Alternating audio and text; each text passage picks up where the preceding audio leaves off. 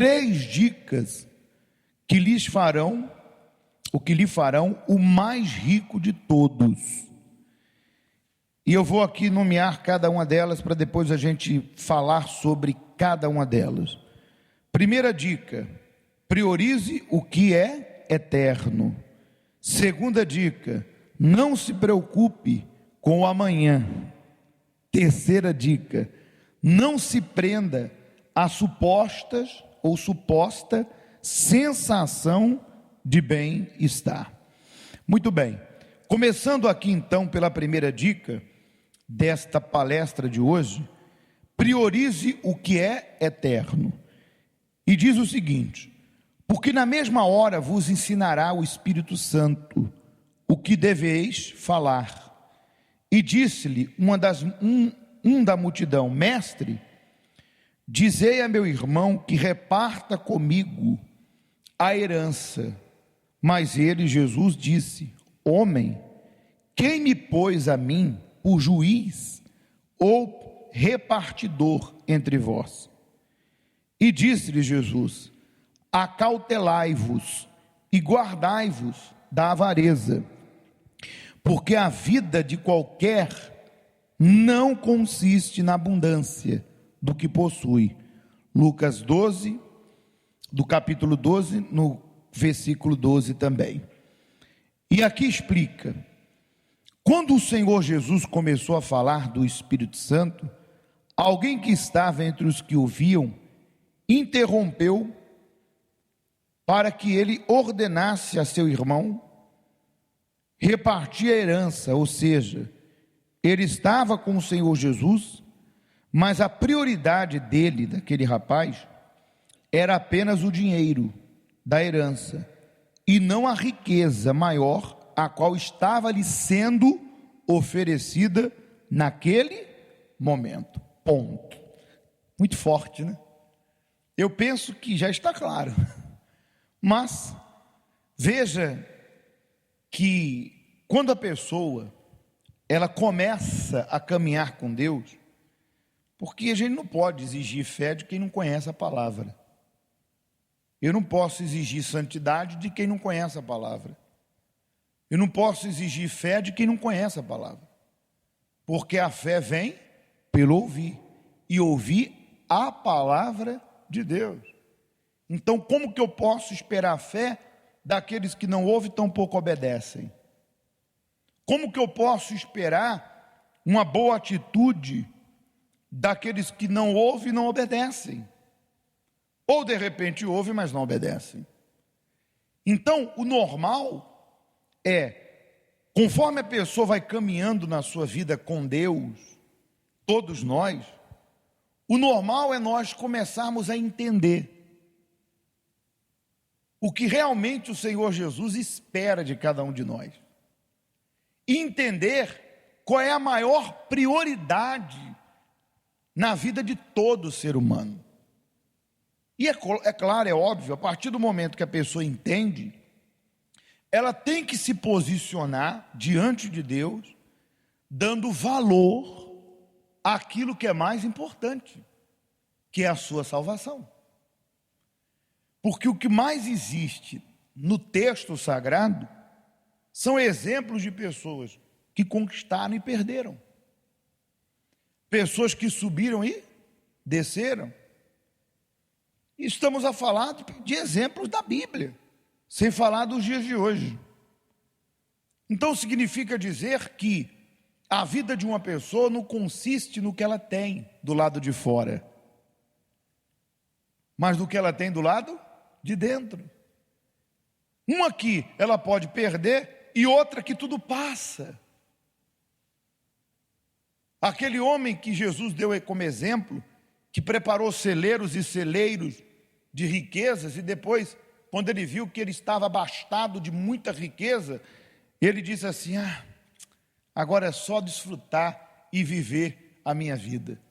Ele se apoiou no que ele tinha, na riqueza, no dinheiro. Repito, dinheiro é uma bênção. Não sejamos hipócritas. Você come com o quê? Com dinheiro. Anda num belo carro ou ainda que seja um carro simples, mas você comprou com o quê? Com dinheiro. O teto que você mora, seja ele uma cobertura frente ao mar, seja esse um teto simples, ganhou com o quê? Comprou com o quê? Com dinheiro.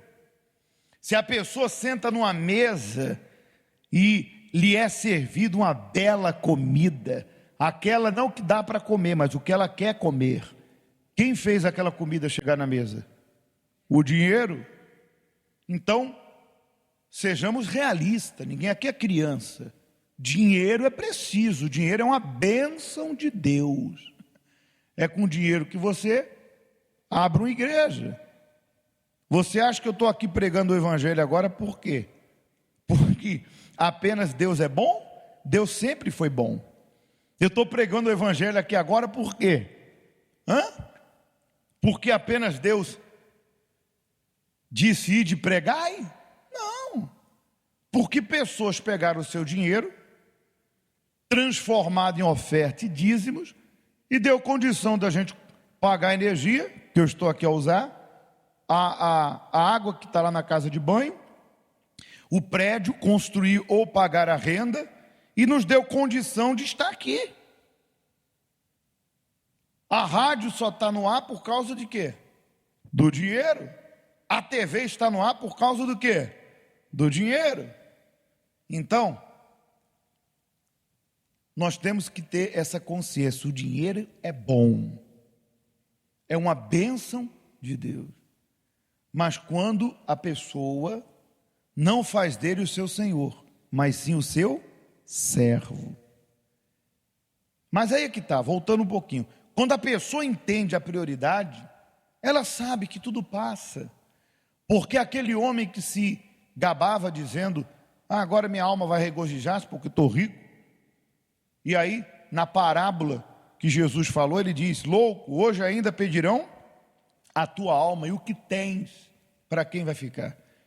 E o homem morreu e deixou tudo para lá.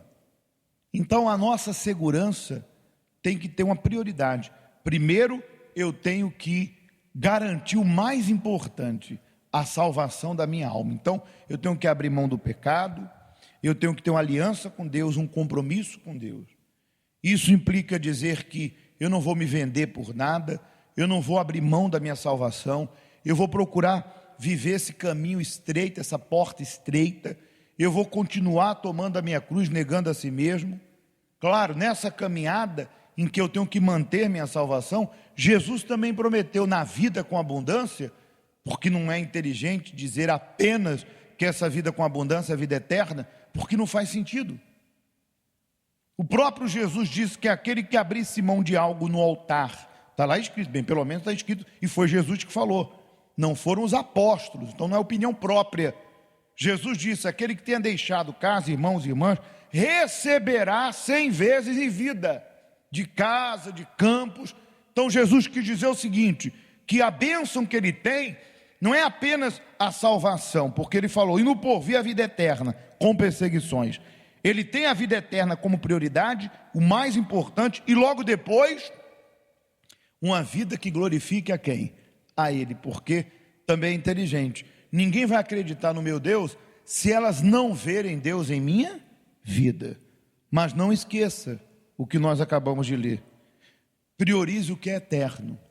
Então, se há alguma coisa entre você e Deus, que faz com que, não estou falando problemas, atenção, estou falando de algo que você deveria tirar e não tirou.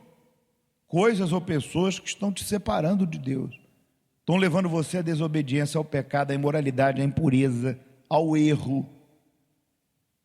Se você diz, eu quero apenas mudar de vida, pastor, essa mudança começa de dentro para fora. Buscar em primeiro lugar o reino de Deus e as outras coisas serão o quê? Acrescentadas. Muito bem, eu creio que ficou claro. Vamos lá. Segunda coisa, segunda dica, não se preocupe com amanhã. E pôs uma parábola dizendo, a herdade de um homem rico tinha produzido com abundância. E ele arrazoava consigo mesmo dizendo, que fareis? Não tenho onde recolher os meus frutos. E disse, farei isso, derrubarei os meus celeiros, edificarei outros maiores, e ali recolherei todas as minhas novidades e os meus bens. Lucas 12:16. Quantos são aqueles que estão preocupados com amanhã, sendo que o importante é o pão nosso de cada dia, e por quererem apenas o dinheiro para encher os seus celeiros, não dão a mínima e agem loucamente, empreendendo ou fazendo investimentos que ela sabe que são incorretos ou ilícitos, que fazem sua consciência pesar, mas como o único objetivo é encher o celeiro, as contas bancárias, ela não se importa com o quê? Com isso. Muito bem. Aqui fica claro, né? Que a pessoa que deseja conquistar, primeiro, ela tem que entender que tudo está no controle de quem? De Deus. Nós falávamos sobre isso. E é claro, é óbvio, é bíblico. Quem planta, colhe. Eu tenho que trabalhar. Você tem que trabalhar. Eu tenho que ter projetos, é bíblico. Que na sepultura não há plano, não há projeto, tampouco conhecimento. Está lá escrito, se projeta alguma coisa, ela te sairá bem. Mas eu tenho que entender que Deus só vai fazer algo chegar na minha vida se aquilo vai me fazer bem. E aquilo vai vir na hora certa, se eu estiver fazendo a minha parte. Agora, eu não posso querer mudar a ordem das coisas. Como assim? Na ansiedade por conquistar dinheiro ou alguma outra coisa, a pessoa acaba fazendo coisas ilícitas, pecado, como enganar, trapacear, roubar. Ela acaba fazendo algo que é injusto aos olhos de Deus e aí fora.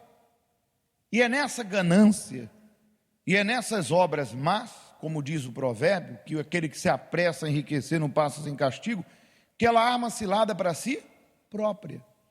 Mas atenção, que fique claro que está escrito ali. Se eu estou plantando de uma maneira justa, se o que eu estou fazendo é sincero, se a semente é boa, se aquilo ali é digno, não há erro nenhum, não há pecado algum. Como dizia minha avó, não procure chifre na cabeça de cavalo. Não fique procurando pecado onde não existe. Infelizmente, existem pessoas que elas querem tornar certas coisas como um pecado. E, repito, isso se torna uma paranoia. Porque venhamos e convenhamos. Tudo bem, eu tenho que crer que o meu amanhã pertence a quem? A Deus. Tá bom, meu amanhã pertence a Deus. Mas independente de pertencer ou não pertencer, a Bíblia diz que aquele que só observa o vento nunca vai colher. O amanhã pertence a Deus, mas eu tenho que plantar hoje para colher quando? Amanhã. Se aquilo vai vir no meu tempo ou não, se aquilo vai vir agora ou não, se aquilo é bom ou não, isso aí vai depender de Deus.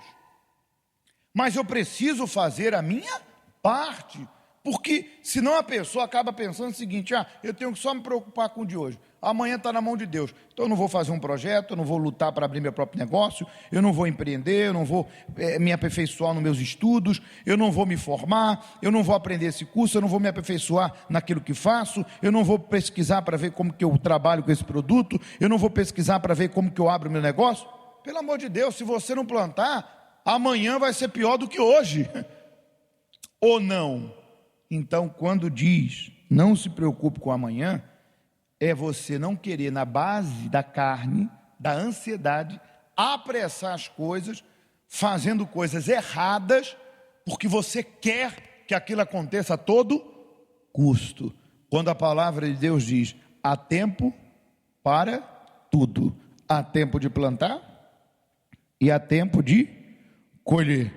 Terceira dica: não se prenda à suposta sensação de bem-estar. E aqui diz o texto: e direi à minha alma, tens depósito muitos bens para muitos anos. Descansa, come e bebe, folga.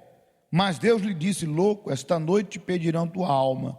E o que tens preparado, para que será? Ou para quem será?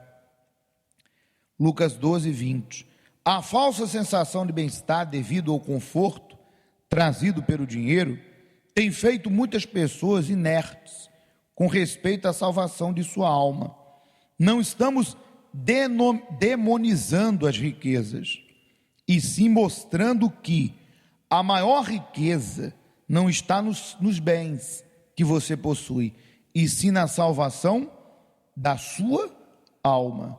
Então, ou seja, todo ser humano tem uma consciência. A palavra diz: se a minha consciência não me condena, eu tenho paz com Deus. Então significa dizer o seguinte, que mesmo que as coisas estejam indo bem financeiramente em algum aspecto, nós não devemos usar isso como um termômetro para se basear, ou para aceitar que realmente nós estamos bem com Deus. De forma alguma. O que vai fazer com que eu entenda que eu estou bem com Deus é uma consciência limpa e um coração em paz em relação à minha vida com Deus. Se eu consulto minha consciência, se eu consulto a minha vida com Deus, e eu tenho sido justo, eu obedeço, eu tenho seguido os passos de Jesus, independente de eu estar bem ou mal, do lado de fora, dentro eu sei que eu estou bem. E no lado de fora é uma questão de tempo, como Jesus falou. Buscar em primeiro lugar o reino de Deus e as outras coisas vos serão acrescentadas. Então eu não vou me afligir, me desesperar, eu confio. Agora, o oposto também pode acontecer, aí me preocupa. Digamos que dentro de mim, minha consciência me condena de coisas erradas. Eu sei que eu estou desobedecendo Deus, agindo de uma maneira errada. No entanto, do lado de fora, eu estou alcançando algumas conquistas materiais, sucesso material. Isso é um perigo. Por quê? Porque eu vou me acomodar, eu vou me apoiar nisso e pensar o seguinte: no fundo, Deus não está olhando para essas coisas erradas que eu estou fazendo, porque se Deus estivesse a olhar, eu não estaria indo bem na minha vida. E está indo bem, significa que Deus está comigo. Isso é um perigo. Essa avaliação é completamente errada. Por quê? Porque se você está indo mal na tua vida com Deus, cedo ou tarde o diabo vai te armar uma cilada, como está escrito, os dardos inflamáveis do maligno, e por você não estar revestido da armadura, e essa armadura representa sua vida com Deus, porque se você pegar cada item da armadura, isso é um outro assunto, você vai ver que é uma prática diante de Deus, tanto o capacete, a couraça, o cinto da justiça, a sandália da salvação, a espada do Espírito e o escudo da fé. Cada um é uma função que eu e você temos que exercer diante de Deus. Se você não está fazendo isso, se nós não estamos fazendo isso, então quando o inimigo vier, a derrota é o quê? É certa. Então isso tem que me preocupar e isso tem que lhe preocupar. Se fora está bom e dentro está mal, tem uma cilada. Mas mesmo que fora esteja mal, se eu estou bem dentro, a mudança virá. E pode acontecer o equilíbrio, que é o que todo mundo quer. Eu estou bem por dentro e estou bem por onde? Por fora. Claro, com consciência, como disse Jesus, que virão lutas e aflições, mas, repito, eu estou passando por elas, não vou morrer nelas, estou passando por elas, mas não vou ficar nelas. Deu para perceber? E aí termina: você precisa ser rico para com Deus. Muito bem, 3 dicas excelentes: priorizar o que é eterno, não se preocupar com amanhã, não se prenda à suposta sensação de bem-estar. Amém? Quem entendeu, fique de pé.